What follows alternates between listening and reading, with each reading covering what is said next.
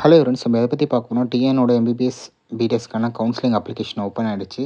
So இப்போ பார்த்தீங்கன்னா daily ஒவ்வொரு அப்டேட்ஸ் வந்திருக்கு. இன்றைக்கி அப்டேட்ஸ் என்னென்னு பார்த்தீங்கன்னா, so SC, SC, ST, SCC candidate பார்த்தீங்கன்னா நீங்கள் வந்து எம்பிபிஎஸ் பிடிஎஸ்க்கான அப்ளிகேஷன் ஃபீஸ் நீங்கள் வந்து பே பண்ண தேவையில்லை.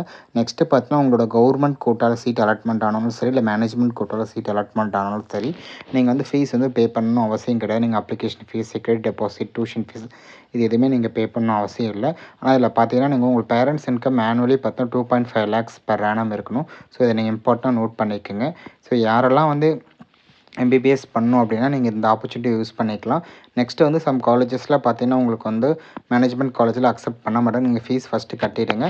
அதுக்கப்புறம் வந்து நீங்கள் உங்களுக்கு அமௌண்ட் உங்கள் அக்கௌண்ட்டுக்கு வந்தோடனே நீங்கள் வந்து பே பண்ணிக்கன்னு சொல்லுவாங்க. ஸோ உங்களுக்கு யாரெல்லாம் எம்பிபிஎஸ் பிடிஎஸ்க்கு எதாவது டவுட்டோ இல்லை எப்படி அப்ளை பண்ணுறது எந்த டவுட்டாக இருந்தாலும் நம்மக்கிட்ட கான்டாக்ட் பண்ணுங்கள். தேங்க்யூ ஃபார் வாட்சிங் எவ்ரிஒன்.